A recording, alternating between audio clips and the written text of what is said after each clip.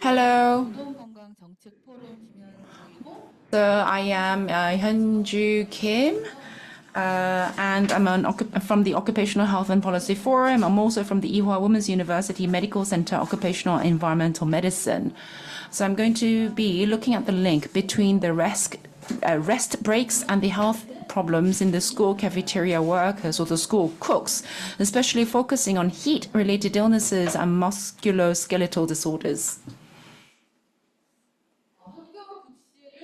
So school lunch. Well, some of you may have benefited from free school lunch, maybe not. And I think in Canada, you apply. Those of you who want school lunch, you make an application and then you can get a sandwich. But in Korea, all schools and all students are able to benefit from free school lunch. So it's something that we're quite proud of. So all children, regardless of their background, are able to eat free school lunch. And it was first adopted in 1998 for elementary schools, and it expanded to other secondary schools later on. So when the free school lunch was adopted, school cooks were not considered workers. Giving school children food, why would they be considered workers? And at that time, the Korean Women Workers Association and another organization called Solidarity for Workers' Health did a survey at that time to look into the characteristics of their labor. And they came up with their research and conclusion that the school cooks are indeed workers because the work that they do is very systematically organized. And recently, the school cooks breathe in a lot of fume, and a lot of them get lung cancer, and many of them have applied for workers' compensation and are being recognized, and it's become quite a big issue nowadays. So a lot of the school kitchens were placed in the basement without any proper ventilation. So anyway, now many people have more attention and more interest into the school cooks, and the Workers' Health and Policy Forum have been holding annual workshops. And last year in particular, we came together with many different trade unions. There are 4 different trade unions that are related to school cooks. You have the part-time workers union. You also have the Korean Public Services and Transport Union. Then you also have the Korean Government Employees Union. So the union, I'm naming them in the order of their size. And then the KGEU, the Government Employees Union, also brings together some of the civil servant school cooks. Then you have the Korean Teachers Union. The Korean Teachers Union is in a dotted line, so they were not able to participate in full because their collective opinion was slightly different, but we did have some individual participation. And so these are some photos from the annual workshops. You'll see some familiar faces there. Anyway, so you have the school cooks. What kind of hazards are they facing, and what kind of issues are they facing? Well, of course, first of all, there are accidents in the kitchens. You can have burns, you can have knife cuts. And so many of them face accidents, and then there are heat waves and the hot temperature because they are working in hot temperatures. So there are heat-related diseases, and they have to lift heavy things all the time. So they develop MSDs.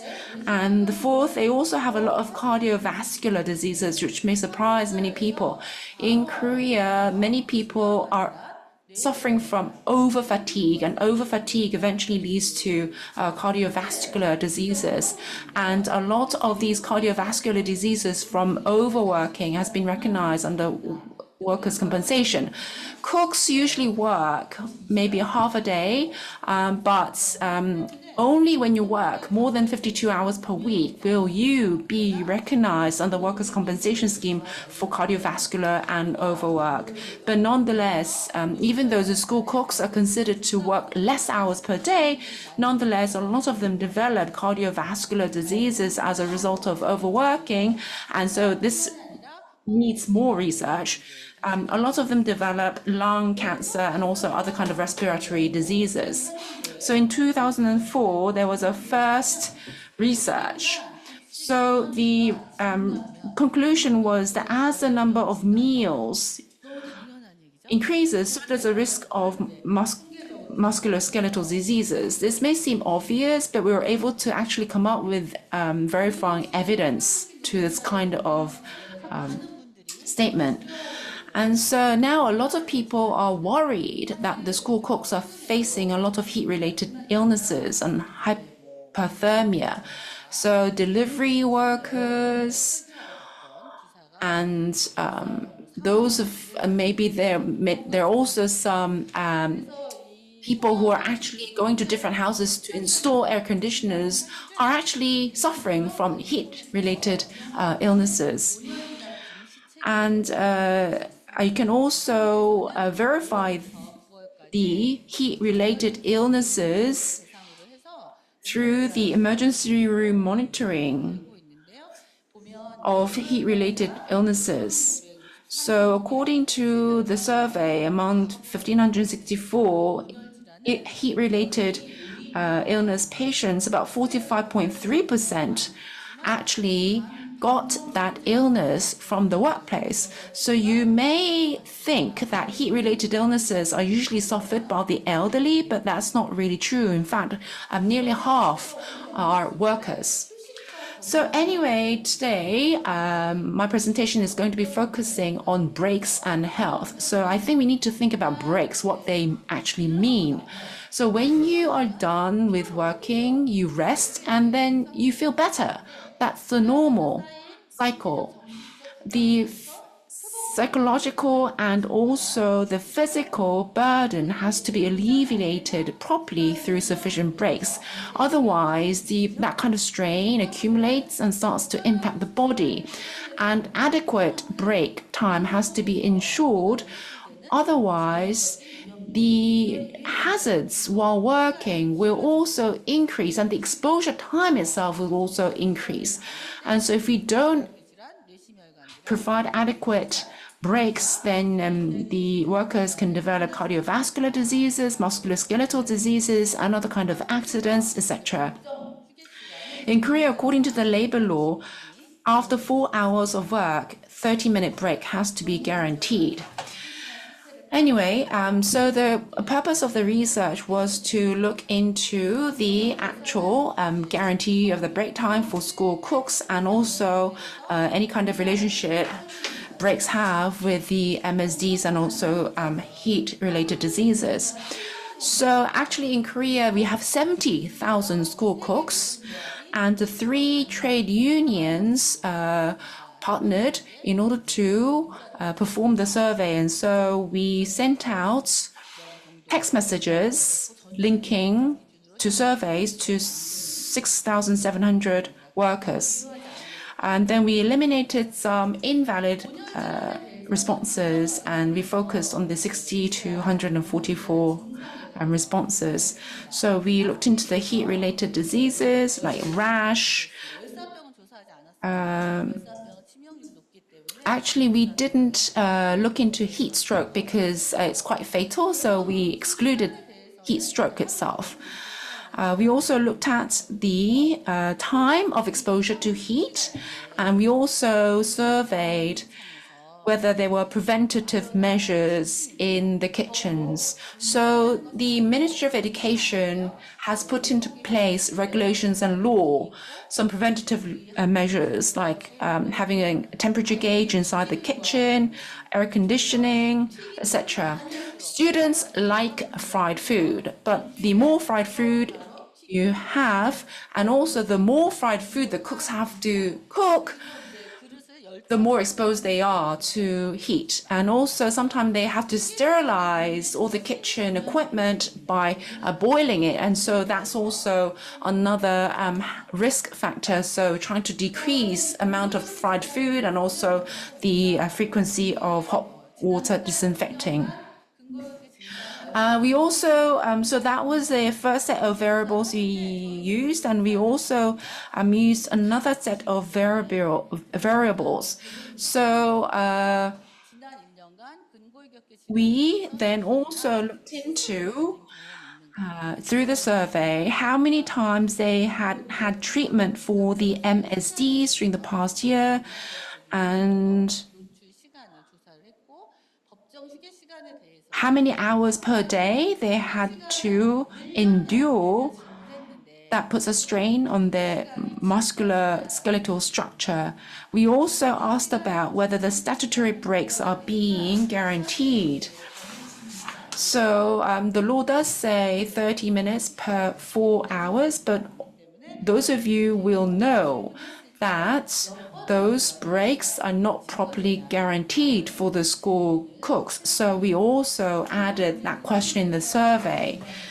Another important factor relating to MSD is the number of meals that they have to make. Remember, one of our research concluded that the more the meal that they have to make, the more strain they have. So, Koreans like kimchi, and to make kimchi, it's quite difficult because you have to salt and all the cabbage, etc. So a lot of people buy kimchi, but some school cooks want to make kimchi in their school kitchens because it's more fresh and more delicious for the children. And so that also puts a lot of strain on the workers.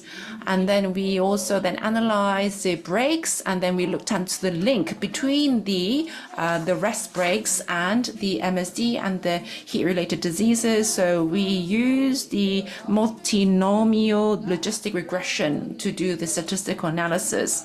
Anyway, this is the characteristics of the research subjects. We have some in the 40s, 50s, and also 60s. We looked at the heat-related illnesses. So 67.9% said that they suffered from heat exhaustion, which is the highest. What's unfortunate is that we had not yet seen any kind of proper structured survey, questionnaire focusing on heat-related illnesses. And we also then asked about whether they have preventative measures against heat-related illnesses. So actually, you can see that the majority have faced an heat-related illness. Only about 5% had not experienced any heat-related illness. And only 7.7% replied there were no preventative measures. So there are preventive measures in place. So do you see this huge saucepan? And so they have to use huge cauldrons and really big equipment in the kitchen. And so there was one time a cook actually fell into the cauldron and died. And so at the bottom, you see the break.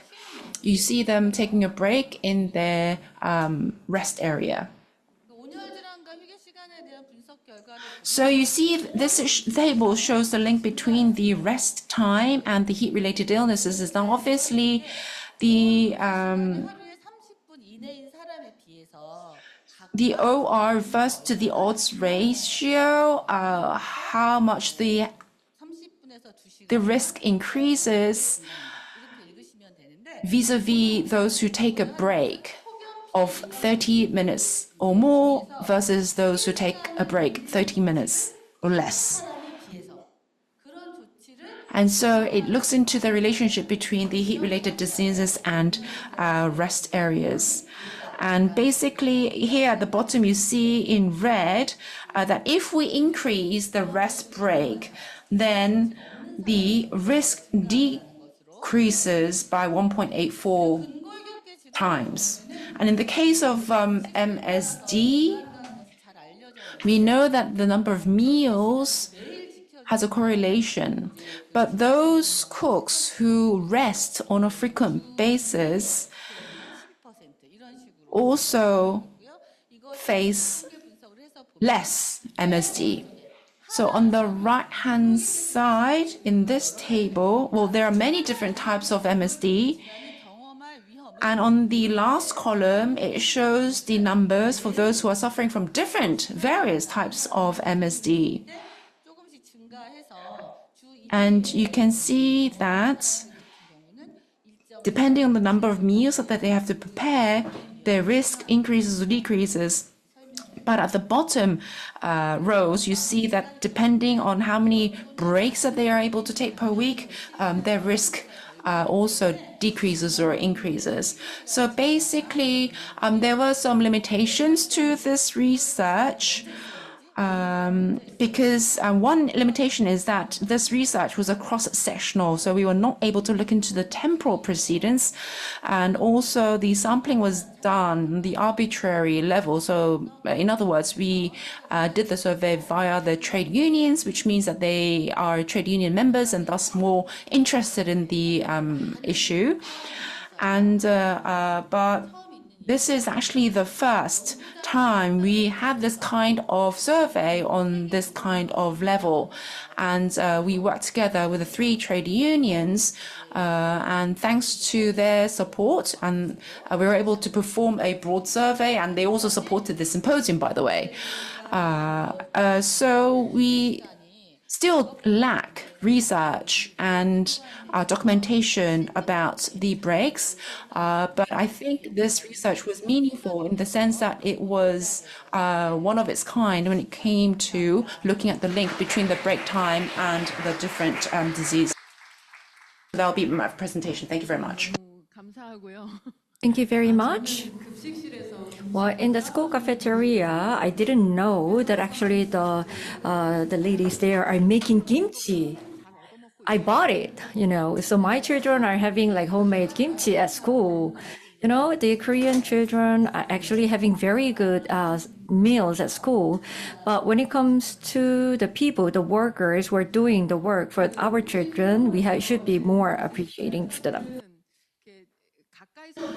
So if you have any burning questions, you can entertain it now. So I am working in university, so I think it's a bit different. The cafeterias and the school cooks are quite different, and you may have seen through the photos some images that you may not be familiar with, that you had never seen. So please state your name and affiliation.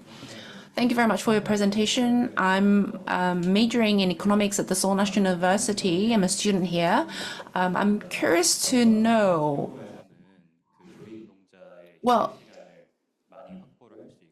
so it seems that in some schools, school cooks are guaranteed more breaks compared to some other schools. So what's the difference between the schools? So we compared private schools and also public schools, and you have the elementary schools, middle school, and high school, and then the other schools. But overall, in the elementary schools, where the workers are unionized, and also in the middle school, the members are unionized, and so the breaks are better guaranteed, although we have not been able to verify it. But then there are other schools. Those are like nurseries and kindergartens, which are smaller, and so the regulations are not guaranteed strictly enough. So we usually think that large-scale school lunches are better, or not better, but that doesn't seem to be the case. But nonetheless, actually, you pointed out quite a good question. So I think maybe we will have to look more deeply into what kind of schools have better conditions and what schools worse conditions. Hello. Thank you very much for your research. I'm from a nursing association. I'm also working as a nurse and a professor of nursing school at the Hyunjoo University. So I had the opportunity as a parent to go to one of the school kitchens.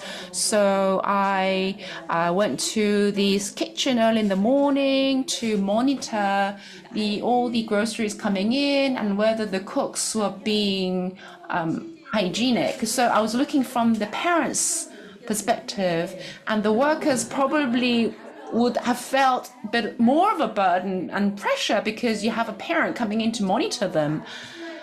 So when I was looking at the presentations slides, I was thinking, what would our children think, the students think, when they look at those photos of their cooks, working in those really harsh conditions, and maybe the school children would probably enjoy their meal more and appreciate the cooks more.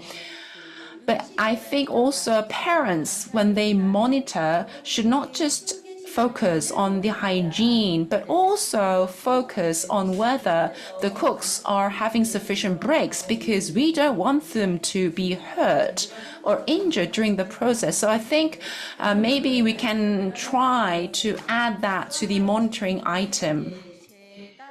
Another thing that I like to say is that in the case of nurse students, when they practice for 9 hours, they have to get 1 hour meal break and breaks.